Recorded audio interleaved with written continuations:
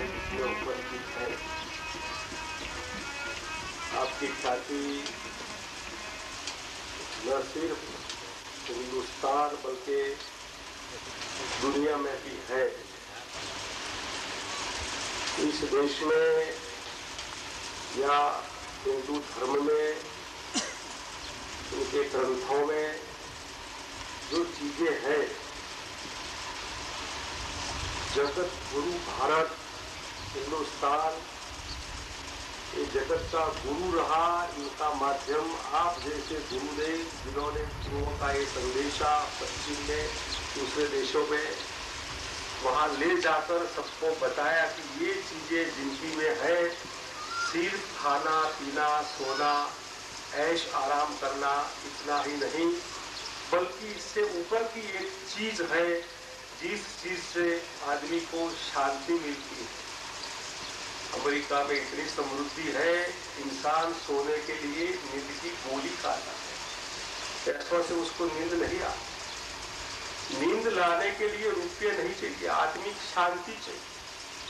और आप यहाँ इतने शिक्षा की भाई बहन इकट्ठे हुए हैं, मैं समझता हूँ आपकी साधना के हिसाब से आपके दिमाग में जीवन के लिए कुछ साध्य सोचा होगा, किस दिशा में जीवन को ले जाना है। और जीवन में ले जाना है तो जैसे नदी में नाव जाती है तो उसको नाव चलाने वाले कोई चाहिए।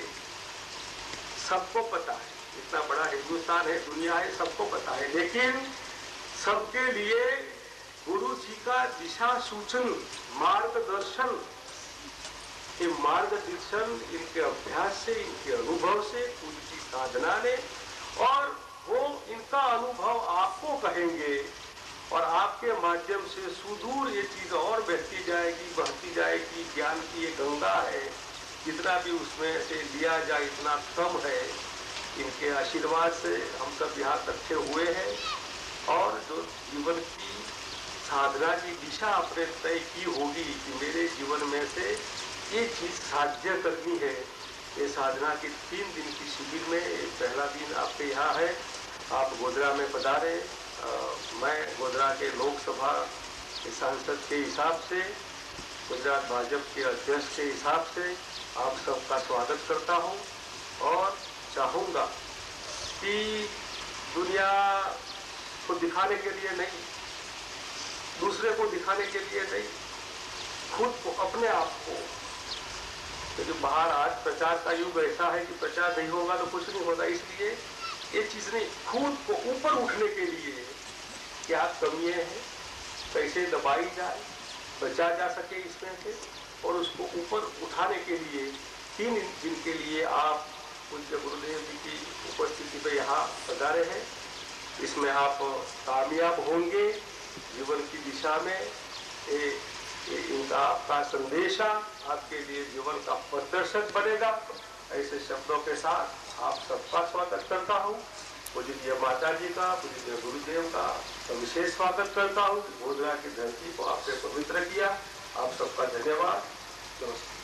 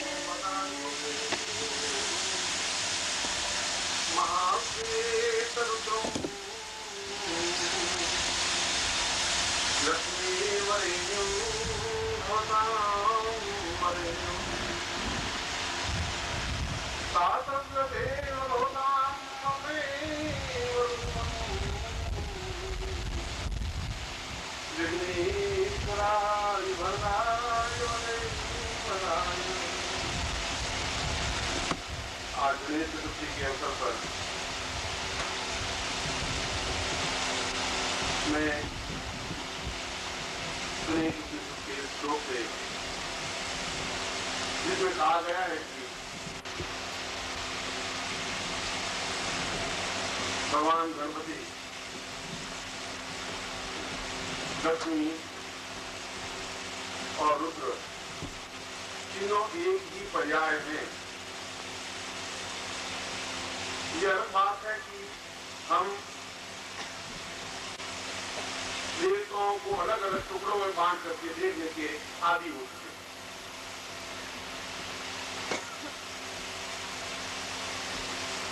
जो हमारे जीवन में सुख देने वाले हैं, और इससे भी बड़ी बात कि हमारे जीवन के अभाव, कष्ट और बाधाओं को दूर करने वाले। लेना तो सार्थक होता है जब कुछ समस्याओं का निपटारा हो। कैसे भगवान गणपति, लक्ष्मी और रुद्र आप सभी साधकों और श्रोताओं, शिष्यों का कल्याण करें, ऐसा ही मैं आपको आशीर्वाद दे रहा हूं। विद्या गुरुदेव की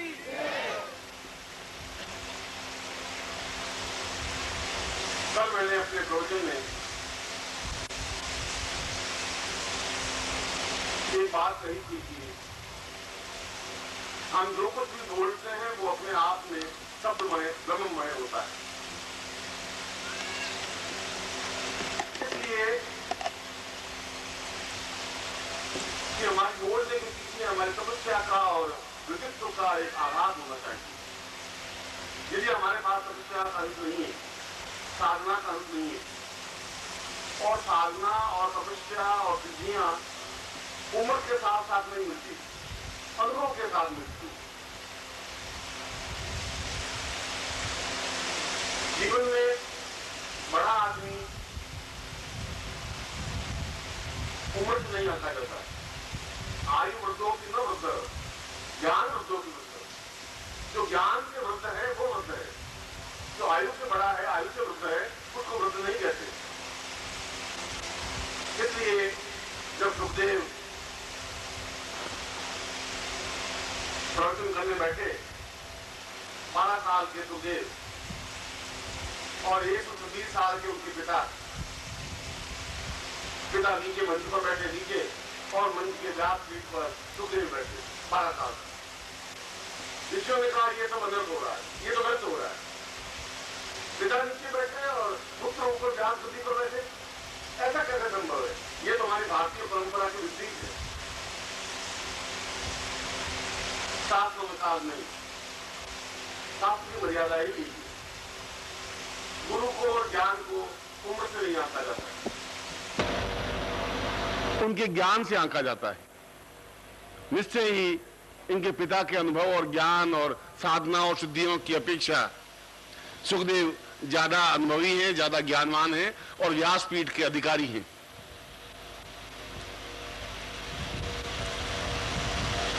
इसलिए जीवन के किसी भी क्षण में ज्ञान की प्राप्ति हो सकती है, अनुभव की प्राप्ति हो सकती है, साधना की प्राप्ति हो सकती है। और कल मैंने यही बात कही थी कि साबर मंत्रों के माध्यम से भी और मंत्रों के माध्यम से भी, यदि उस मंत्र के पीछे तपस्या का भाव हो, यदि वो मंत्र बिल्कुल प्रामाणिक हो और वह मंत्र सही व्यक्तित्व से प्राप्त हो, दोनों बातें जरूरी हैं।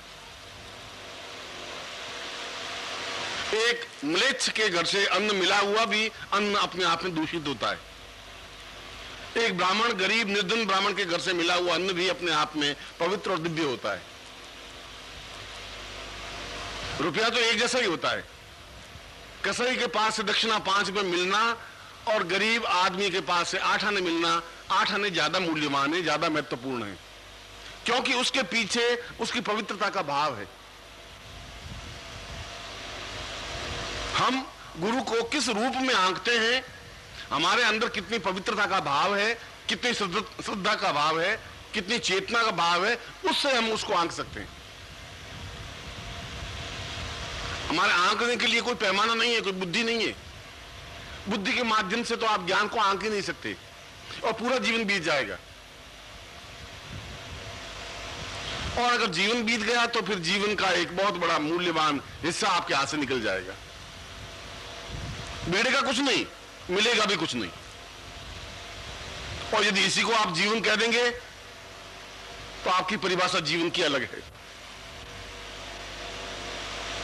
प्रत्येक व्यक्ति के जीवन की परिभाषाएं अलग अलग होती हैं, सोचने का तरीका अलग अलग होता है, कहने का भाव तो एक ही होता है। जब बुद्ध प्रवचन समाप्त कर चुके और समाप्त करने के बाद कहा कि अब आगे का 1 घंटा आपके लिए बड़ा शुभ है, जाओ और अपना काम करो, सिद्धि प्राप्त होगी। और श्रोताओं में एक बनिया भी बैठा था, उन्होंने सोचा कि बुद्ध ने बिल्कुल सही टाइम कहा है, अब बिल्कुल डंडी मारने का टाइम बिल्कुल सही आ गया है, ये 1 घंटा उनका सिद्धि मिल जाएगी, तुम्हें सफलता मिल जाएगी। वो सीधा गया और शेयर मार्केट में जाकर के भावता ऊंचे नीचे कर करा करके और आ गए। एक वेश्या भी सुन रही थी। वेश्या ने सोचा कि बुद्ध ने बिल्कुल सही कहा है कि अब जाते ही ग्राहक मिल जाएगा, कहा है सिद्धि मिल जाएगी, पैसा मिल जाएगा। वो सीधी घर गई, बीच में रुकी नहीं, गई और 1-2 ग्राहक मिल ही गए। उसने कहा बुद्ध बड़े ज्ञानीवान, कितना बिल्कुल सही प्रामाणिक बात कही। एक ज्ञानी बैठा था, उन्होंने सोचा कि बिल्कुल सही समय साधना करने का, समाधि लगाने का, और उसी समय समाधि में लीन हो गए। बात तो एक व्यक्ति ने एक ही बार कही थी, समझने के भाव अलग अलग हैं। मैं कहूंगा तो एक ही बात, आप में से प्रत्येक अलग अलग रूप में समझेगा। जैसी आपकी बुद्धि है, जैसे आपके विचार है, जैसी आपकी धारणाएं, जैसा आपका चिंतन है, उसी प्रकार से आप समझ सकेंगे। इसलिए गुरु को आंकने के लिए एक आत्म चक्षु चाहिए। ये चक्षु, चर्म चक्षु जो हमारे पास है, फिर इसके बाद ज्ञान दे रहा हूं, उस ज्ञान चक्षु से माध्यम से दिव्य चक्षु प्राप्त हो सकेंगे। जब आप अंदर का और बाहर का सबको देखने का भाव हो सकेगा, और दिव्य चक्षु के बाद में आत्म चक्षु जागृत हो सकेंगे, जहां कुंडलिनी जागरण की क्रिया होती है, जहां अपने आप में पूर्णता की प्राप्ति होती है, जहां अपने आप में श्रेष्ठता की प्राप्ति होती है। यह तो एक परंपरा है, क्रिया है। इसलिए संपर्क में रहना भी अपने आप में बहुत मूल्यवान बात है। एक चंदन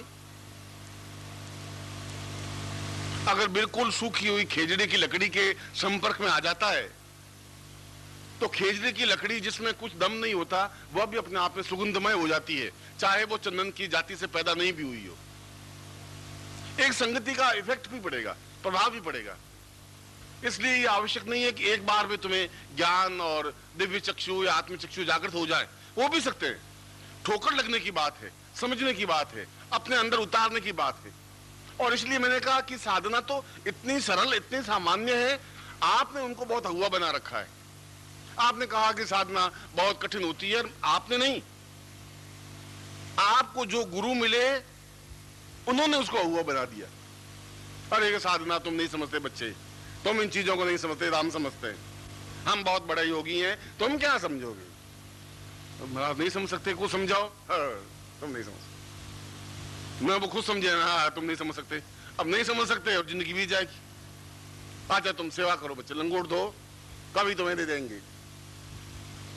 और तुम लंगोट दो तो 2 साल बीत गए, 5 साल बीत गए, 7 साल बीत गए, ना महाराज को कुछ आवे ना आपको कुछ दे, और जिंदगी चली जाती है। साधना इतनी कठिन है ही नहीं, साधना तो बहुत सरल है। देवताओं की सामीप्य पाना तो बहुत सरल है, बहुत आसान है। आपका सामीप्य पाना फिर भी कठिन है। किसी मनुष्य को अपना अनुकूल बनाना बहुत कठिन है, डिफिकल्ट है। उनको प्यार भरे शब्दों से बोल करके अपना बना लेना आसान नहीं होता। देवताओं को आसान बनाना, देवताओं को अपना अधीन बनाना तो बहुत सरल है। एक टेक्निक चाहिए, क्रिया चाहिए। अगर आपको कुछ ज्ञान नहीं है, इस कार में बैठेंगे तो आप कार का स्टीयरिंग पकड़ने से कार चलेगी नहीं। एक टेक्निक है, थोड़ी सी टेक्निक है कि पांव दोनों कहां रखने, दोनों हाथ कहां रखने, आंख कहां रखनी है, बस खत्म। एक सेटिंग है थोड़ा, और सेटिंग अगर आ गया तो कार चल जाएगी। सेटिंग आ गया तो साधना संपन्न हो जाएगी। वो सेटिंग समझाने की बात है। जो इस रास्ते पे चला है, जिसने इस रास्ते का अनुभव किया है,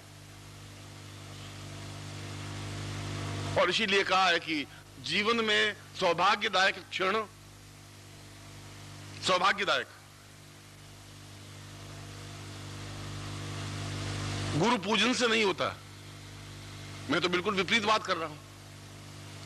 गुरु पूजन के लोग तो गुरु की कहते हैं गुरु की पूजा करनी चाहिए और गुरु को चंदन लगाना चाहिए और गुरु के अक्षत लगाना चाहिए, पुष्पों का हार पहनाना चाहिए, जरूरी है। मगर इससे भी ज्यादा जरूरी है कि गुरु के हृदय में उतर जाने की क्रिया होनी चाहिए, उनके होठों पर तुम्हारा नाम आ जाए, कुछ ऐसी तुम में साधना हो, कुछ ऐसा चिंतन हो। क्योंकि गुरु तो एक है, आप तो लाखों हैं, हजारों हैं, और एक व्यक्ति को हजारों के नाम होठों पे नहीं अंकित हो सकते। और फिर ये सौभाग्यदायक क्षण होता है कि गुरु मिले,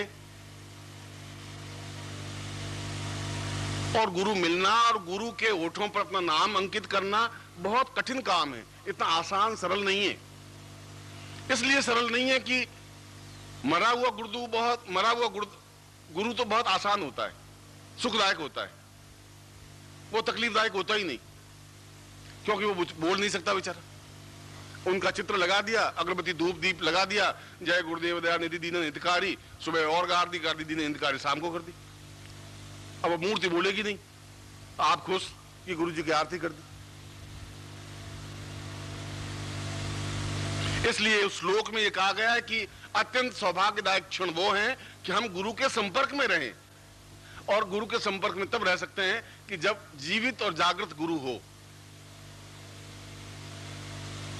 अरे के नसीब में ऐसी बात नहीं हो सकती। हो सकता है कि आज से 40 साल बाद कोई पीढ़ी पैदा होगी, उनको ऐसा गुरु शायद नहीं मिल पाएगा और कोई बातचीत मिल पाएगी, क्योंकि जीवित और जागृत गुरु खतरनाक भी होता है। वो तुम्हें डांट भी लेगा, वो तुम्हें कहेगा ऐसा नहीं, ये गलत है, ऐसा नहीं करोगे, और तुम्हारे अहंकार को चोट पहुंचेगी कि गुरुदेव कमाल है, इनको क्या जरूरत है कि हम ऐसा करें, ऐसा नहीं करें, कि हम जो कुछ कर रहे हैं वो सही कर रहे हैं, बस खत्म। इसलिए जीवन का आनंद भी वो है कि हम उनके पास रह सकें, उनकी सामीप्यता अनुभव कर सकें, उनकी सेवा कर सकें, उनमें श्रद्धा पैदा कर सकें, उनमें समर्पण पैदा कर सकें। और ये काम सबसे कठिन काम है। कठिन काम यह है कि मैं 3 दिन बाद आपको बता दूंगा कितना कठिन काम है। आप चले जाएंगे उधर, मैं चला जाऊंगा उधर, मैं बड़ी आवाज दूंगा, आप मेरे पास आएंगे नहीं, फिर वो क्षण नहीं मिल पाएंगे, आएंगे भी नहीं, संभव ही नहीं। वो क्षण तो मिले हैं और हम उसका लाभ उठा नहीं पाएंगे। और जब गुरु को प्राप्त कर लिया तो हमारे शास्त्र में कहा है गुरु ब्रह्मा गुरु विष्णु गुरु देवो महेश्वर। या तो शास्त्र झूठे हैं, ये लाइन उनको लिखनी नहीं चाहिए थी, और लिखी है कि गुरु ब्रह्मा है, गुरु विष्णु है, गुरु रुद्र है, तो फिर अलग अलग देवताओं की पूजा करने से कोई फायदा भी नहीं। फिर एक गुरु है ही, हम उनकी पूजा, उनकी साधना, उनकी आराधना कर लें और वह सब कुछ प्राप्त कर सके। गणपति ने भी ऐसा ही किया। जब देवता सब इकट्ठे हो गए और सब देवताओं ने कहा कि जब पूजन कर्म प्रारंभ हो तो सबसे पहले किसकी पूजा की जाए? विष्णु ने कहा मैं बड़ा हूं, शंकर ने कहा कि मैं तो सबसे बड़ा हूं ही, तो सबसे पहले मेरी पूजा होगी। ब्रह्मा ने कहा मैं तो आदि करता हूं, जगत की उत्पत्ति मैंने की है, सबसे पहले मेरी पूजा होनी चाहिए। इंद्र ने, वरुण ने, यम ने, कुबेर ने, सबने अपने अपने दावे पेश किए। इनका ऐसा नहीं, ये कोई कसौटी नहीं है। कसौटी यह है कि जो पहले पूरी पृथ्वी का एक राउंड काट लेगा, पूरा पृथ्वी का एक परिक्रमा कर लेगा, और पूरी पृथ्वी की परिक्रमा करके जो पहले वापस यहां आ जाएगा वो सबसे प्रधान देवता माना जाएगा। और जब भी पूजन क्रम होगा देवताओं में, दैत्यों में, राक्षसों में, मनुष्यों में, तो सबसे पहले पूजा उसी की फिर होगी। लोगों से तो ये क्या बात बड़ी बात है? जिनके पास जो वाहन था उन वाहन को लेकर के उड़े, कोई गरुड़ के ऊपर बैठ करके उड़ा, कोई सरस्वती के ऊपर रह करके उड़ा, किसने, कोई किसी के पास कुछ वाहन था, किसी के पास कोई वाहन था, दौड़े। अब बेचारे गणपति रह गए नीचे, उनके पास चूहा। अब चूहे पे बैठ करके वो इस ब्रह्मांड का पूरा कब तो परिक्रमा करे और कब पहुंचे, वो खड़े खड़े सोचते रहे, साला ये तो बड़ी गड़बड़ हुई, ये कसौटी क्या रखी? मेरा नाम तो बैठ ही नहीं सकता इन देवताओं में। फिर उनके मन में एक विचार आया, चिंतन आया कि शास्त्रों में कहा है कि ब्रह्मांड वै वदताम वदतम गुरुर्वै सदाम सदाम सद सदाम भवतम परेव। पूरा ब्रह्मांड तो गुरु में सामीप्य है। जब गुरु को ब्रह्मांड कहा ही गया है तो अगर शास्त्र सही है तो फिर गुरु में पूरा ब्रह्मांड, पूरा पृथ्वी अपने आप में समाहित है। आज इस बात का निर्णय हो जाएगा कि वास्तव में गुरु में पूरी पृथ्वी, पूरा ब्रह्मांड समाया हुआ है या नहीं है। और वे कुछ ही दूरी पर गुरु बैठे हुए थे, उनके गुरु के चारों ओर परिक्रमा की और परिक्रमा करके आकर के उस जगह जाके बैठ गए सबसे पहले। अब लोग तो बेचारे उड़ रहे थे, भाग रहे थे, दौड़ रहे थे, उन्होंने बस उसकी परिक्रमा करके आकर के बैठ गए। अब जहां जहां भी वो गरुड़ जा रहा है वरुण विष्णु का, उन देखा चूहे के आगे आगे पैर दिखाई दे रहे हैं। क्या समान है, ऐसा चूहा इतना सारा कैसे दौड़ के चला गया? और गरुड़ को तेज दौड़ा है। शिव जी ने बैल को दौड़ाया, मार उसकी पूंछ पकड़ी, तुम दौड़, तेजी से दौड़ और गुआर। अब जहां भी देखे आगे उनके पैर, चूहे के पैर। और घूम घाम करके वापस आए तो गणपति बैठे हुए। एक देवता आए, दूसरे आए, चौथे आए, 8वें आए, 10 आए, ऋषि एकत्र हुए। उन्होंने कहा कि हमने परिक्रमा कर ली है। सबसे पहले विष्णु आए, फिर महादेव आए, फिर ब्रह्मा आए, फिर इंद्र आए, फिर वरुण आए। ऋषि ने पूछा कि एक बात हमें पूछनी है कि आपको मार्ग में कुछ दिखाई दिया? उनका कि दिखाई तो क्या दिया, हम तो बहुत तेजी से भागते रहे, मगर चूहे के पैर सेट दिखाई देते रहे। ये मुझे, हमें आश्चर्य है थोड़ा। और आश्चर्य है कि पूरी पृथ्वी की परिक्रमा जहां जहां भी गए उनको हमें देखते ही रहे। देवताओं ने कहा कि पूरी पृथ्वी की परिक्रमा तो गणपति ने सबसे पहले की, क्योंकि आपने खुद ने अनुभव किया, इस बात को देखा है। और आपको ध्यानस्थ होकर देख लें कि क्या उन्होंने ब्रह्मांड का, पूरे पृथ्वी का चक्कर लगाया है कि नहीं लगाया है। और विष्णु ध्यान में बैठे, रुद्र ध्यान में बैठे, ब्रह्मा ध्यान में बैठे, इंद्र बैठे, उन्होंने देखा कि वास्तव में पूरे ब्रह्मांड का एक परिक्रमा करते हुए गणपति उस स्थान पे आकर के बैठे। उन्होंने हाथ जोड़ के कहा वास्तव में गणपति हमसे सबसे सर्वश्रेष्ठ है, क्योंकि उन्होंने पूरे ब्रह्मांड का एक चक्कर हमसे पहले लगाया है। और उसके बाद से गणपति को सबसे पहले पूजन होने लगा। जहां भी कोई पूजन क्रम होगा, शादी होगी, विवाह होगा, कोई कार्य हो, शुभ हो, तो गणपति का पूजन पहले होता ही है, क्योंकि वे विघ्नों का नाश करने वाले हैं, समस्याओं का समाधान करने वाले हैं। तुम्हारे पास पैसा है पर विघ्न है, समस्या है, तो पैसा कोई काम का नहीं। तुम्हारे पास पत्नी और पुत्र है और तुम खुद बीमार हो, पड़े हो खाट पर और आंसू बहा रहे हो, तो पत्नी और पुत्र क्या करेंगे? खड़े हो जाएंगे, पंखा लगा देंगे और तुम्हारे पास एक नर्स का इंतजाम कर देंगे, ज्यादा से ज्यादा फिर करेंगे। डर तो तुम्हें भोगना पड़ेगा ना, समस्याएं तो आपको भोगनी पड़ेंगी।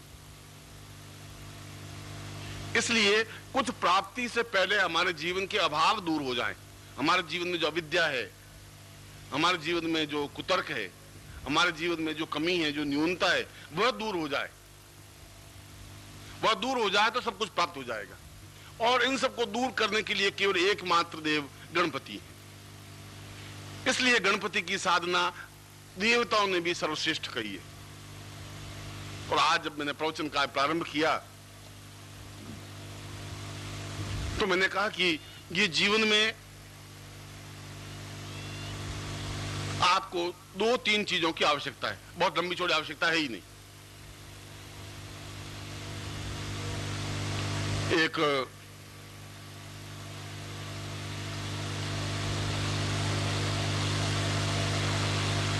एक व्यक्ति ने, चंदूलाल जी ने एक तपस्या की। उन्होंने सोचा कि अब एक साधना कर ही लेते हैं सारे। साधना की तो घनघोर साधना, साल भर साधना की। लक्ष्मी प्रकट हुई, लक्ष्मी की साधना की थी। लक्ष्मी ने कहा बोल क्या मांगता है, क्या इच्छा है, एक वरदान दूंगी, जो कुछ मांगना है मांग दे। चंदूलाल जी ने सोचा अब प्रॉब्लम्स तो बहुत हैं, 20-25, अब ये खड़ी होकर के कह दिया एक प्रॉब्लम, एक समस्या से कैसे काम नहीं उठेगा? ऐसे तो मामला बैठेगा नहीं। उसने कहा कि ऐसा करिए आप, वो तो सही है, मैं कल आपसे वरदान मांग लूंगा, एक 24 घंटे का टाइम और दे दीजिए। कुछ एकदम से मेरी बुद्धि का एकदम, आप तो अचानक आ गई। पहले आती हैं, घुंघरू बजाती हैं, ठुन ठुन करती हैं, कुछ मालूम पड़ता है कि अब आ रही हैं, चुनचुनाट हो रही है, तो कुछ एकदम से मैं थोड़ा सतर्क सजग होता, आप तो खड़ाक से आके खड़ी हो गई। ऐसा मत करिए, कल से बात कुछ होगी। लेकिन सोचा चलो कल मांग लेना, पर एक मांगना। तो अच्छा, उन्होंने सोचा कि पहले तो भूखे मर रहे हैं, सारे खाने की रोटियां नहीं है, तो पैसा मांग ले, 20-25 लाख 50 लाख रुपए मांग ले। घर गए तो पत्नी मिली। उसने कहा कि मैं जिंदगी में मतलब तुमसे सलाह लिए बिना कोई काम करता नहीं हूं, और आज अब क्या है कि मैंने तपस्या साधना कर ली थी चुपचाप, लक्ष्मी आ गई। तो ये लक्ष्मी कौन है? पड़ोस में रहती है, ये कहां से आई, ये नाम तो सुना ही नहीं। उसने कहा वो तुम ऐसे डाउट मत कर, ये जगदम्बा लक्ष्मी वो है। उसने कहा कि एक वरदान मांग ले। वरदान क्या, शादी किए हुए 18 साल हो गए, लड़का एक ही हुआ नहीं, जैसे तुम थे ठूंठ की तरह, मैं भी ठूंठ की तरह रह गई, एक लड़का मांग देते। लड़का मांगे कि वो 5 लाख रुपए मांगे, अब बातें दो, प्रॉब्लम दो। अब उसने कहा एक। उसने कहा लड़के का क्या करना है? उसने कहा दिमाग खराब हो गया, मरने के बाद अग्नि कौन देगा? जो लड़का ही नहीं है जिंदगी में तो दूर बेकार है, तुम्हारे साथ शादी करने मेरे बेकार हो गया। कहीं और जगह शादी करता तब 10-12 बच्चे होते मेरे। उनको अच्छी तुम अल्लाह मत कर, शांति। अब 12 घंटे बीतने दे आराम से, अब साधना की हुई है, मेरे दिमाग इसमें तपा हुआ है। उन्होंने सोचा कि माँ घर में बैठी हुई है, माँ से पूछ लें, वो अनुभवी है, 70 साल की है।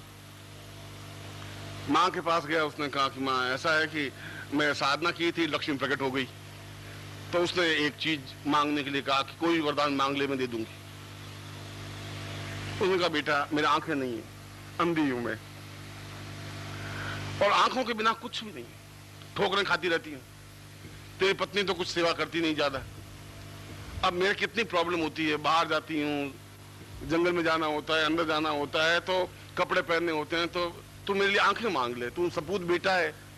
इनका लो ये सारी बेटा मांगे, अब इसके आंखें मांगे।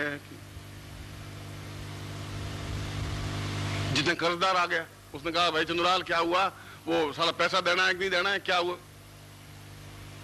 8-10 घंटे और ठहर जा। अब वो सब कुछ वो बैठे बैठे सोचने लगा,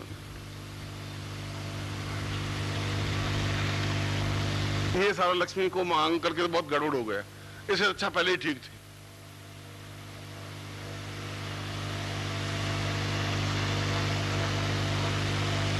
वो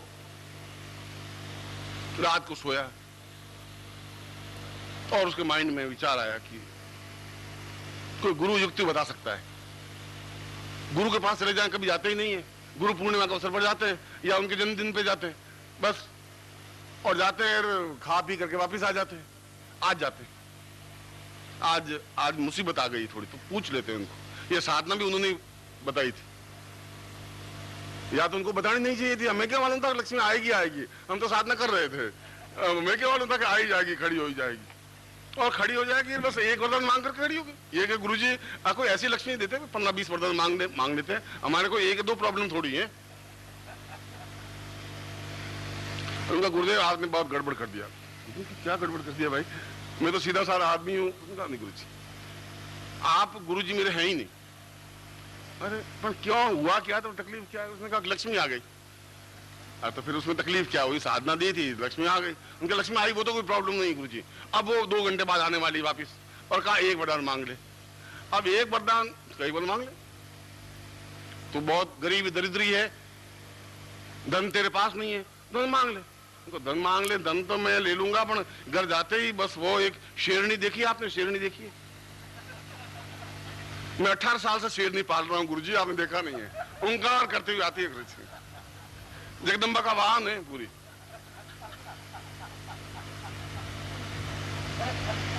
उनका मैं भी भुगत रहा हूं भैया, इसमें तो कोई नई बात नहीं है। इस मामले में तू और हम दोनों समान हैं। अब वो तो उसकी तो कोई साधना ही नहीं है। उसने कहा कि बेटा मांग। अब धन मांगू तो फिर बेटा रह जाएगा गुरुजी, और 18 साल हो गए गुरुजी, तो मैं 3-4 बेटे मांग लेता हूं। अरे तुम पागल है साला, बेटे मांगेगा, खिलाएगा क्या? तुम अभी 2 का पेट पाल नहीं सकता, और फिर 4 और इकट्ठे हो जाएंगे, 6 आदमी तुम। हम 150 साल तक पति पत्नी दोनों ये चाहते हैं कि मेरी माँ अपनी आंखों से अपने पोते को सोने के कटोरे में, उन्होंने लक्ष्मी का जरा तू ये कर क्या रहा है? उनका मैं 20 अप्रैल को गया था गुरुजी के पास, ये साधना वहां से सीख के आया, तुम भी क्या याद करेगी? तुम तो मिले तो बहुत मुझे, चंदूलाल तेरे जैसे नहीं मिले। अब मैं आपको बैठा बैठा मैं प्रवचन करने सोच रहा कि मैं प्रवचन गणपति का इसको समझाऊं। अब इनकी प्रॉब्लम्स तो सैकड़ों हैं, अब इनकी एक प्रॉब्लम तो है नहीं, चंदूलाल वाली प्रॉब्लम है। किसी के पास धन नहीं है, फिर किसी के पास गाड़ी चाहिए, फिर बंगला चाहिए, किसी के पास कैश चाहिए, और किसी के पास तबीयत ठीक होनी चाहिए। कुछ कोई ऐसी साधना हो जिसके माध्यम से सारे कार्य एकदम से सॉल्व हो जाए, सफल हो जाए। इस श्लोक में जो गणपति उपनिषद के मैंने श्लोक दिया है, उस श्लोक में ऐसी ही बात है, क्योंकि श्लोक में कहा है कि रुद्र और लक्ष्मी और गणपति तीनों एक ही शब्द के पर्याय हैं। हमने अलग अलग देखा है, हमने अलग अलग रूप में देखा है, हमने देवता अलग अलग बांट लिए। कोई लड़ाई करनी हो तो बजरंग बली, जय हनुमान ज्ञान गुण सागर, जय कपीस लोग जाकर, बस कोई ताकत का काम हो तो बजरंग बली। मां लक्ष्मी की जरूरत ही नहीं, हम लक्ष्मी को याद करते ही नहीं। और जब लक्ष्मी की कोई साधना पैसे वैसे चाहिए तो बजरंग बली बैठ गए एक तरफ, बस हे लक्ष्मी मैया, जय जय लक्ष्मी मैया, तुमको निश्चिंत दावा, जय मैया लक्ष्मी मैया, लक्ष्मी मैया। हमने, हमारे पास देवताओं की कमी है ही नहीं, 33 करोड़ देवता है।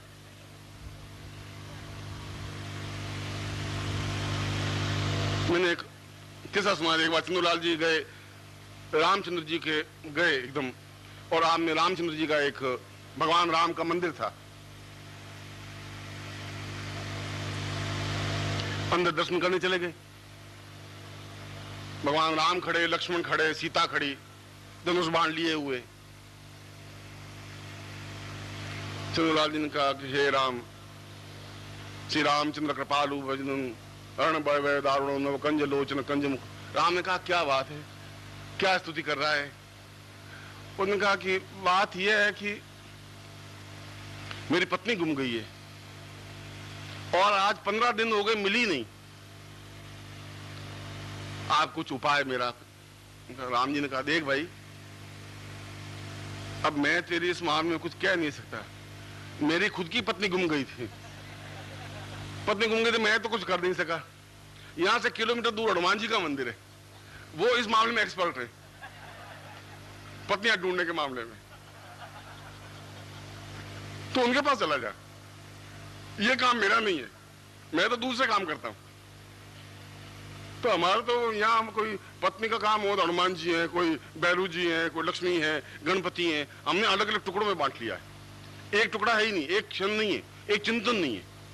इसलिए अगर मैं कहता हूं कि गणपति और लक्ष्मी और रुद्र एक ही हैं, तो आपका कंसेप्ट एकदम से क्लियर नहीं हो रहा है। उनका ऐसा कैसे हो सकता है? वह एक अलग प्रतिमूर्ति है, रुद्र का अपने आप में एक अलग प्रतिमूर्ति है, गणपति अपने आप में एक अलग मूर्ति है, ऐसा संभव कैसे हो सकता है? मगर तीनों का क्रम एक है, कार्य एक है। रुद्र का मतलब है कि हम रोग मुक्त हों, महामृत्युंजय, हमारे यहां रोग नहीं रहे, जीवन में अभाव नहीं रहे, कष्ट नहीं रहे, पीड़ा नहीं रहे, समस्याएं नहीं रहे, बाधाएं नहीं रहे, उनके लिए रुद्र की साधना ही सर्वश्रेष्ठ मानी गई। हम अपने मृत्यु पर विजय प्राप्त कर सके, हम भी नहीं, हमारे पुत्र भी, पत्नी भी, बंधु, घर में अकाल मृत्यु नहीं हो, कष्ट नहीं हो, पीड़ा नहीं हो, हम जो भुगत रहे हैं भुगते नहीं। और इसके साथ ही घर में दरिद्रता भी नहीं रहे, धन रहे, ऐश्वर्य रहे, ये सब कुछ हो और वह भी हो, संपन्नता हो, प्रभुता हो, श्रेष्ठता हो, धन, यश, मान, पद, प्रतिष्ठा, ये सब कुछ हो, और इसके साथ ही साथ समस्त आने वाले विघ्नों का नाश होता रहे, आने वाली बाधाएं पहले से ही दूर हो जाएं,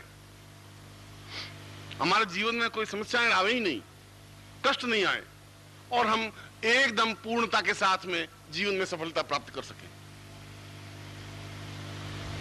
ऐसा ही एक प्रयोग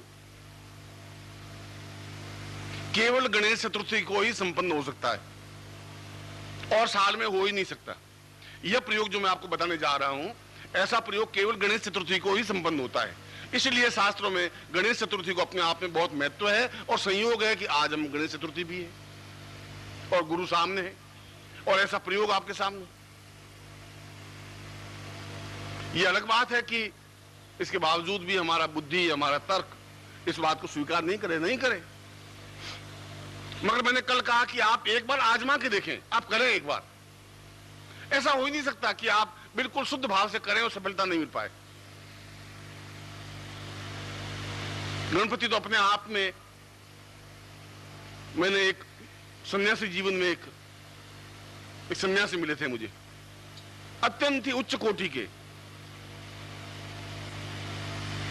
आज भी वे जीवित हैं, और उनमें बड़ी विशेषता यह थी कि वो बैठे रहते थे, और एक छोटी सी लाल कपड़े की झोली थी उनकी, बगल में लटकी रहती थी, मुश्किल से 6 उंगल लंबी 6 उंगल चौड़ी ऐसी थी, और आप उनको जो भी मांगे वो उनमें से निकाल के, रुपए मांगे रुपए, लड्डू मांगे तो लड्डू निकाल के देते, और कोई चीज मांगे तो और चीज उस झोली में से निकाल के देते ही रहते थे। मैं उनके साथ करीब 7-8 महीने रहा, और उन्होंने कहा कि यह एक गणपति की साधना का परिणाम है।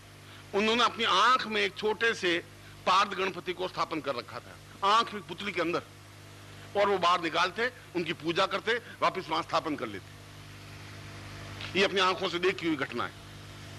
इसका मतलब है कि गणपति साधना अपने आप में समस्त जीवन में पूर्णता देने वाली है, मगर साथ ही साथ पार्द गणपति की पूजा तो अपने आप में अद्वितीय है।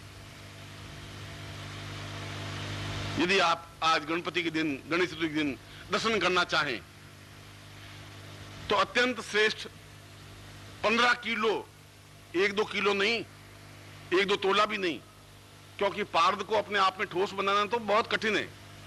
15 किलो वजन के पार्द के गणपति आपको स्टॉल पर देखने को, दर्शन करने को मिल जाएंगे, जिनका दर्शन करना ही जीवन का एक पुण्यदायक क्षेत्र है। एक प्रसंग बस बात कर रहा हूं। अगर ऐसा गणपति, ऐसे गणपति घर में स्थापित हो तो आने वाली पीढ़ियों के लिए एक पुण्यदायक कार्य होता है, एक दर्शनीय चीज होती है, पूरे शहर के लिए एक वस्तु होती है कि कोई वस्तु है किसी के पास, कोई गणपति है। कल मैंने प्रधानमंत्री का उदाहरण दिया था, वो अपने खुद गणपति के बहुत अच्छे साधक हैं, पार्द गणपति की। दक्षिण में गणपति की बहुत अधिक प्रचलन है। बंबई में गणपति ही पूजन होता है, वहां गणपति का सबसे अच्छा, महाराष्ट्र पूरे में जितना गणपति का पूजन क्रम चिंतन होता है उतना भारतवर्ष में कहीं होता ही नहीं। और फिर उस श्लोक के अनुसार आज का दिन उस गणपति की साधना का दिन है, लक्ष्मी को स्थापित करने का दिन है, लक्ष्मी को प्राप्त करने का दिन है, अपने सामने प्रत्यक्ष करने का दिन है। अपने जीवन में लक्ष्मी अनुकूल बनी रह सके, अभाव रहे ही नहीं, जो चीज चाहे वह प्राप्त हो। और फिर पार्द रुद्र हमारे सामने हो, भगवान शिवलिंग हो हमारे सामने, क्योंकि इन तीनों का अपने आप में पूर्ण संबंध है। इन तीनों को अलग करके, एक मेरे हाथ को पूजन करने से गुरु की पूजन नहीं हो सकता, खाली में ललाट के पूजन करने से भी गुरु का पूजन नहीं हो सकता। गुरु तो पूरा शरीर है, किसी अंग विशेष का पूजन करने से उसका पूरा पूजन नहीं हो सकता। इसलिए इन तीनों के, पार्द रुद्र या पार्द शिवलिंग को स्थापन कर और सामने जो मैं आपको मंत्र दूं, उस मंत्र की साधना आप संपन्न करें, क्योंकि वह मंत्र अपने आप में गणेश उपनिषद से प्राप्त है, अपने आप में अद्वितीय है।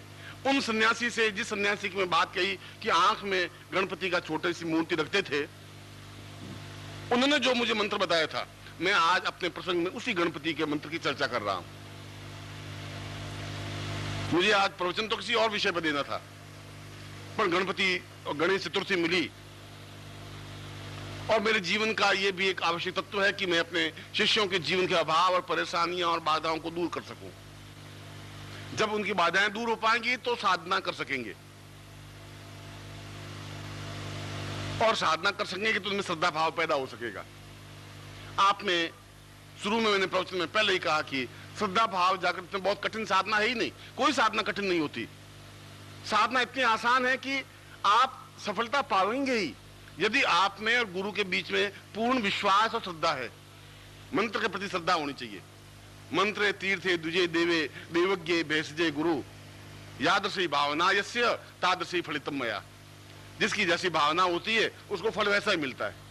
हम जब हरिद्वार जाते हैं तो बहुत पवित्र होकर गणेश उस गंगा में डुबकी लगाते हैं, और जो हरिद्वार में रहते हैं महीने भर तक स्नान करते ही नहीं हरिद्वार गंगा में जाकर, वो नल के नीचे स्नान करते हैं।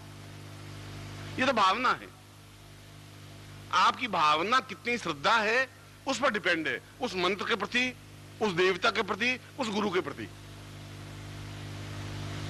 मगर जो मैं मंत्र आपको देने जा रहा हूं, जो मैं साधना देने जा रहा हूं, वह इतनी आसान साधना नहीं है, वो अपने आप में अद्वितीय साधना है। उस सन्यासी की दी हुई साधना है जो सन्यासी ने सिद्ध की थी, और उस सन्यासी के देने के बाद मैंने खुद उस साधना को संपन्न करके देखा है, अनुभव किया है कि वह साधना अपने आप में गणपति की साधना होते हुए भी रुद्र की साधना भी है, लक्ष्मी की साधना भी है, गणपति की साधना तो है ही, एक अद्वितीय साधना है। मैंने उनको कहा भी कि गणपति की साधना में ये पार्थ रुद्र या पार्थ शिवलिंग का क्या महत्व है। उनका गणपति का तात्पर्य है कि हम समूह के अधिपति बने, श्रेष्ठ बने। आयु हो ही नहीं, आप श्रेष्ठ क्या बनेंगे। आप चाहते हैं कि मैं संबंध बनूं, पर संबंध तो तब होंगे जब आपकी आयु होगी। जब आपकी आयु होगी नहीं, आप जर्जर होंगे, आप बीमार होंगे, असक्त होंगे, खाट से उठ नहीं पाएंगे, 4 घंटे पालती मार के बैठ नहीं पाएंगे, आप मंत्र उच्चारण कर नहीं पाएंगे, आप आवाज करते रहेंगे, तो वह गणपति, वह धन, वह संपत्ति, वह ऐश्वर्य कैसे प्राप्त हो सकेगा, क्या लाभ हो पाएगा। सबसे पहला बेस तो जीवन है, लंबा जीवन, हमारा पत्नी का, पुत्र का, परिवार का, संबंध का, और उसके बाद जीवन में संपन्नता हो, ऐश्वर्य हो, भोग हो, सुख हो, सुविधाएं हो, और उसके साथ ही समस्त विघ्न तो पड़ोसियों के आ सकते हैं, गवर्नमेंट की प्रॉब्लम आ सकती है, डिफिकल्टीज आ सकती है, लड़ाई झगड़े हो सकते हैं, मारपीट हो सकती है, 100 तरह के प्रॉब्लम है। यदि आपने अनुभव किया होगा तो अफसर की प्रॉब्लम है, नौकरी की प्रॉब्लम है, व्यापार की प्रॉब्लम है, ग्राहक नहीं आने की प्रॉब्लम है, माल नहीं खपने की प्रॉब्लम है, नहीं बिकने का प्रॉब्लम है। प्रॉब्लम की कोई कमी है ही नहीं। उन सभी समस्याओं का निपटारा, निर्णय गणपति की साधना के माध्यम से ही हो सकता है। इसलिए इस साधना को आज ही आपको संपन्न करना है। यह साधना केवल आज के दिन की ही साधना है। यद्यपि समर्पण समारोह में कुछ और प्रयोग मुझे आपको करवाने थे, और मेरा विचार यही था कि मैं केवल 2 बार आपके सामने आऊं, सुबह प्रवचन करूं और फिर रात्रि को ही प्रवचन करूं। पर प्रवचन करने से कुछ नहीं हो पाएगा। मैं चाहता हूं कि जो अद्वितीय साधना ज्ञान अगर मुझे मिला है, और यदि ऐसा दिन है तो आप ऐसा कुछ कर सकें। कई ग्रंथों में, तांत्रिक ग्रंथों में इसको सर्वार्थ सिद्धि कारक प्रयोग भी कहा गया है, क्योंकि ये तांत्रिक प्रयोग भी है, ये मांत्रिक प्रयोग भी है। इसलिए इसको सर्वार्थ सिद्धि, सब तरह के सिद्धियां प्राप्त हो, सब तरह की इच्छाएं पूरी हो, सर्वार्थ सिद्धि प्रयोग भी इसको।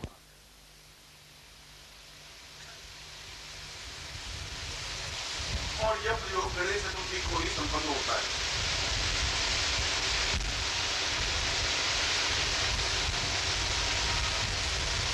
प्रयोग में आप बैठे, पालकी मार करके, चाहे पालती मार के बैठे या परमात्मा में बैठे, जैसी आपकी जैसी क्षमता है वैसे बैठे और सामने पार्थ शिवलिंग को स्थापन कर दें। कोई कपड़ा हो, कोई कागज हो, उसके ऊपर पार्थ शिवलिंग स्थापन हो। पार्थ की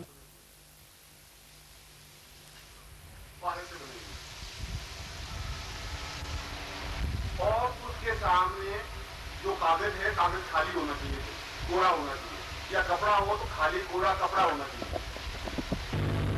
उसके ऊपर कुमकुम से स्वस्तिक बना दें, उस कपड़े पर या कागज पर, उस शिवलिंग के सामने।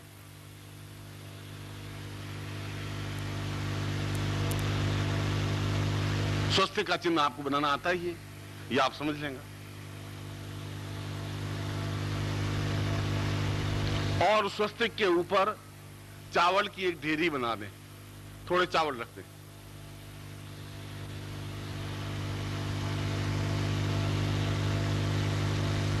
चावल की ढेरी के चारों ओर लक्ष्मी का प्रतीक रक्षा कवच रख दें, उन चावल की ढेरी के चारों तरफ।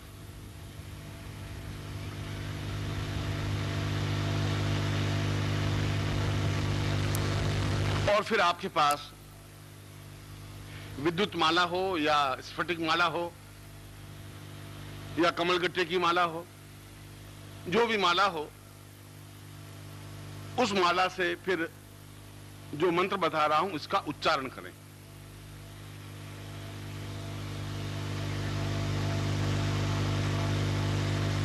सामने गुरु का चित्र हो, यह आवश्यक है, अनिवार्य है। या तो गुरु स्वयं हो, सशरीर उपस्थित हो, या उनका चित्र हो या उनकी मूर्ति हो।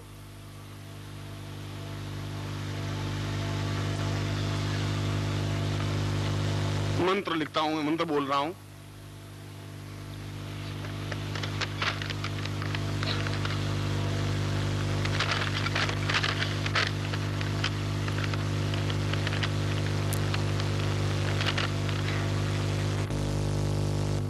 प्रवचन में एक बात कही थी कि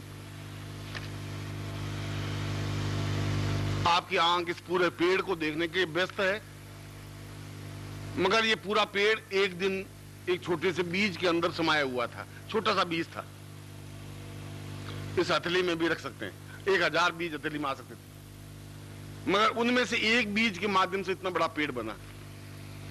ठीक इसी प्रकार बीज मंत्र होते हैं, मंत्र होता है और 10 पेज का मंत्र भी एक अक्षर में समाहित हो सकता है, यदि बीज मंत्र सही हो तो। इसलिए बीज मंत्र का उच्चारण सही होना चाहिए और पूरे क्षमता के साथ उच्चारण साधना प्रयोग होना चाहिए। सबसे पहले आप हाथ जोड़ करके और गणपति का ध्यान करेंगे, जैसा भी आपको ध्यान आता हो। गणपति नमः ऐसा भी कर सकते हैं, गणपति को हाथ जोड़ सकते हैं। जो स्वस्तिक बना हुआ है वो गणपति है। कुमकुम आपके पास अगर नहीं है तो आप यहां से आयोजकों से प्राप्त कर लें, मंगवा दें, और आयोजक आपको मंगवा करके व्यवस्था करेंगे।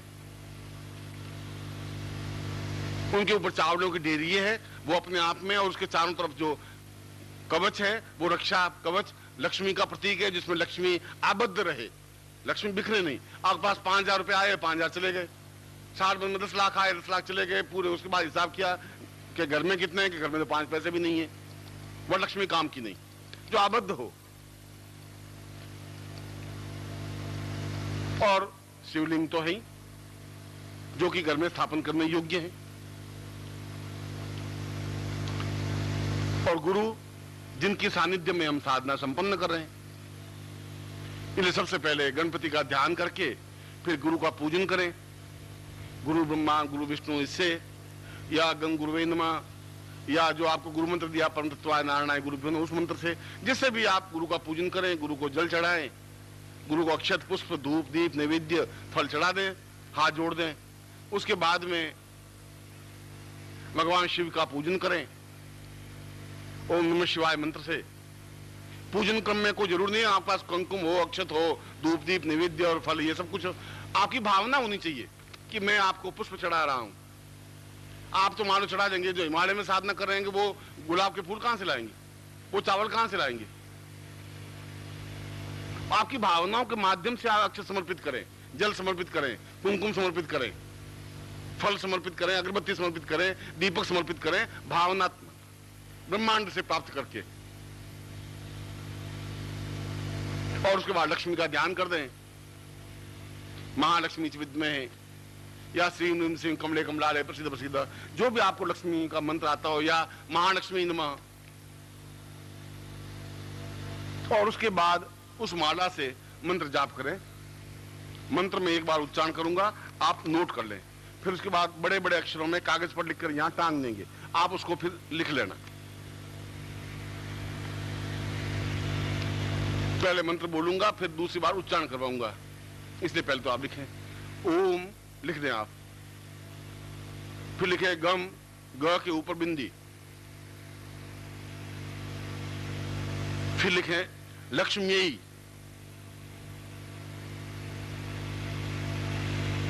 फिर लिखें रुद्र, फिर आगे लिखें आगच्छ,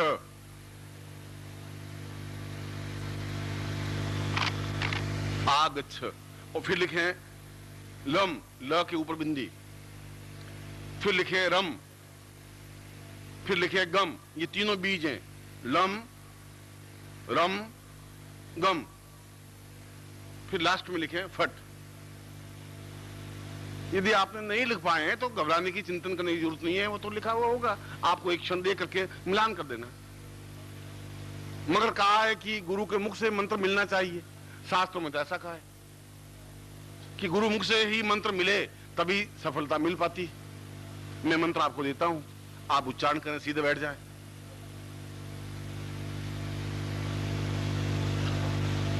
बोलिए ओम गम। अब देखिए मैं म बोला है, गंग नहीं बोला है, गंग नहीं बोलना है, गम बोलना है। मतलब मैं उच्चारण को ध्यान रखना आप, क्योंकि इस मंत्र में, ये मंत्र अपने आप में तांत्रोक्त भी है, ये मंत्रोक्त भी है, इसलिए ध्वनि कौन सी होगी वह बहुत ज्यादा महत्वपूर्ण है। इसलिए मैं आपको बीच में समझा भी रहा हूं कि वो गम शब्द है, गंग शब्द नहीं है। वापस बोल रहा हूं, ओम गम लक्ष्मी रुद्र आगच्छ लम रम गम फट। अब प्रश्न है कि कितनी माला मंत्र जाप करें। आपके पास मैंने बता दिया कि ये 3 तरह की मालाओं में से कोई माला हो। स्फटिक माला हो सकती है, विद्युत माला हो सकती है, या कमल गट्टे की माला हो सकती है। रुद्राक्ष की माला नहीं चलेगी, मूंगे की माला नहीं चलेगी, क्यों? वह एक अलग तरह की प्रतीक भाव है। इसमें आप अपने ही आसन पर बैठ करके और 2.5 घंटे तक मंत्र जाप करना है। 2.5 घंटे में आपकी जितनी मालाएं हो जाएंगी वो अपने आप में पर्याप्त है। मगर मंत्र बिल्कुल शुद्ध उच्चारण करें। बहुत जोरी से, तेजी से, एकदम दौड़ते हुए मंत्र उच्चारण करने से भी कुछ नहीं होगा। आपका आधा आधा मंत्र बोलेंगे, आधा छूट जाएगा। और इतना धीरे धीरे भी नहीं करें कि आपकी गाड़ी स्टेशन से आगे चले ही नहीं, एक ही जगह खड़ी रहे, ऐसा भी नहीं हो। जो शुद्धता के साथ, और मंत्र उतना जोर से बोलें जितना केवल आपके कान को सुनाई दे। ऐसा मंत्रों के बारे में कहा गया है। मंत्र स्फुट हो। स्फुट का मतलब है कि इतना धीरे बोलें कि आप और आपके कान सुनाई दे। जोर से चीखने की जरूरत नहीं है। ओम गम ओम लम ओम रम। अरे क्या कर रहे हो? बस मंत्र कर रहे हो साला, दूसरा कर नहीं सके, पास मजाक कर रहे, हम मंत्र जाप कर रहे। ऐसे में देखें, शिष्य तो हमारे अनेक हैं, कमाल के हैं, एक से एक बढ़ करके। छाती में मुक्का मार मार के मंत्र बोलते रहे, ऐसे भी मिले शिष्य। ओम गम, मैं पीछे सरकार, मैंने कहा भाई वो गम तो हुआ, मैं अभी बीमार पड़ जाऊंगा, मर जाऊंगा यहाँ, इतने जोर से मुक्का पड़ रहा है कि गुरुजी सॉरी, आप थोड़ा 2 मिनट ठहरिए, आगे बोलता हूँ। हो गया, चीखने चिल्लाने की जरूरत नहीं है। मैं हैदराबाद गया कोई वजह से, मेरे दुर्भाग्य थे कि मैं हैदराबाद चला गया। कभी कभी दुर्भाग्य के क्षण आ जाते हैं। तो वहां गिरजा शंकर जी के लड़के हैं, उनके साथ राजू है, और एक और तेज नारायण भी शिष्य है मेरा। आपने शायद उस मूर्ति विभूति को देखा नहीं है, आप में से आधे लोगों ने उनको देखा है। अब शिष्य है तो शिष्य है, दीक्षा ली हुई है और बड़ा ही उसके अंदर भाव है। ऐसा नहीं है कि मतलब भाव नहीं है, गुरु के प्रति भावना है, उसकी श्रद्धा है। कपड़े की दुकान है हैदराबाद में,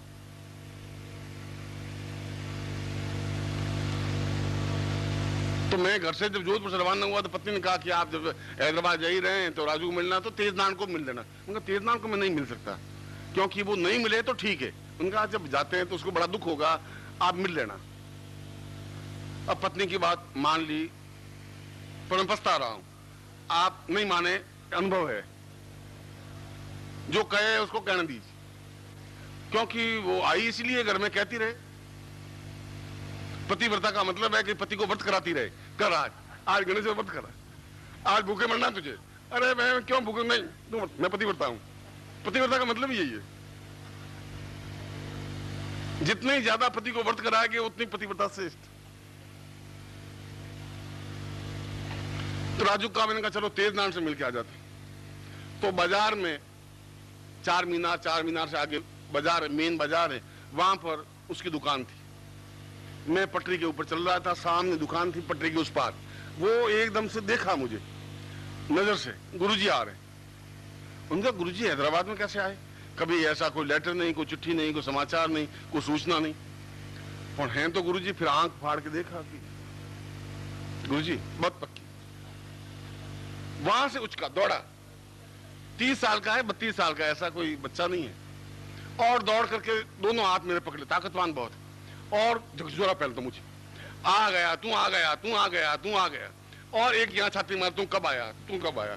छाती में एक लगे, दो लगे, मैं पीछे सरकूं, मैं कहा तेज नारायण मर जाऊंगा, मर जाऊंगा। अब साहब तेज नारायण तो बस अब भावना में बस मार, छाती पे लाल सुर्ख होगी छाती, और जोर से, तू कहां जा रहा है, तू कहां जा रहा है, तू कैसे आ गया, तू कैसे आ गया, तू कब आ गया, तू कब आ गया। लोग इकट्ठे हो गए कि साथ कपड़ा लेके भाग रहा है साला ये आदमी। उनका मारो साले को, मारो, ये बहुत ठीक पकड़ में आया। ये कई दुकानों से चोरियां हुई है। अब लोग छुड़ाने लगे, कुछ लोग। उसने कहा भाई कपड़ा ये गुरु शिष्य का मिलन है, ये कपड़े चुराने वाली बात नहीं है। उनका कि ऐसा मिलन तो हमने देखा नहीं, ये कैसा मिलन है। बड़े मुश्किल से 5-7 लोगों ने उसको खींच के अलग किया, सारी छाती लाल सुर्ख हो गई एकदम से, जो गुमड़ हो वैसे गुमड़ हो गए। मैंने कहा तेज नारायण, गुरुदेव आप दुकान में चलिए। मैं यहाँ तो लोगों ने छुड़वा दिया, ये अच्छा किया, ये दुकान में मैं नहीं आ सकता। अभी मेरे बच्चे छोटे हैं, मैं इस जिंदगी में दुकान में नहीं आ सकता। तो शिष्य अनेक है, इसलिए आप मंत्र जाप करें तो थोड़ा ऐसा नहीं कि तेज नारायण टाइप मंत्र जाप कर लें कि साला मजाक के पीछे सामने बैठा हो, पीछे से ओम धम ओम धम।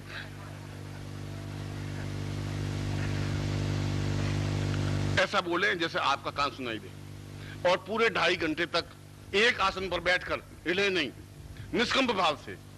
ऐसा नहीं आप झूमते रहे और गम रम ऐसा करते रहे, ऐसा भी नहीं होना चाहिए।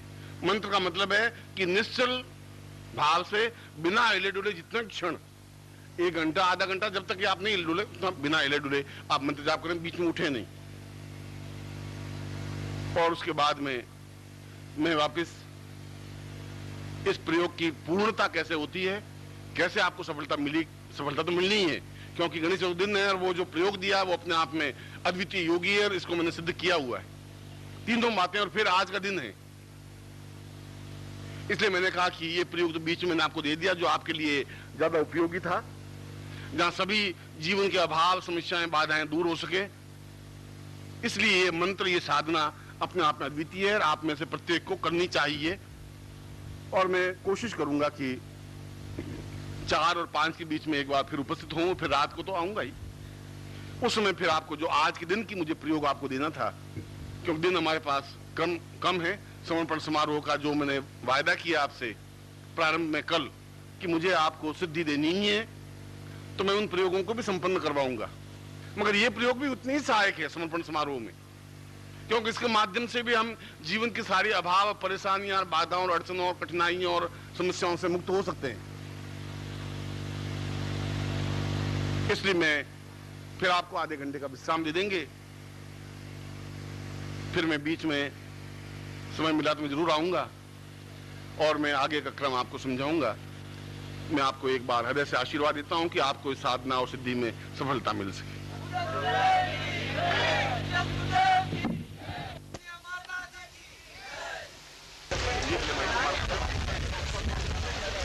आपको छोड़ेंगे तब फिर पुनः आपने आकर के मंत्र जाप करना। इधर से जाप करना। बोलो गणेश गुरुदेव की जय।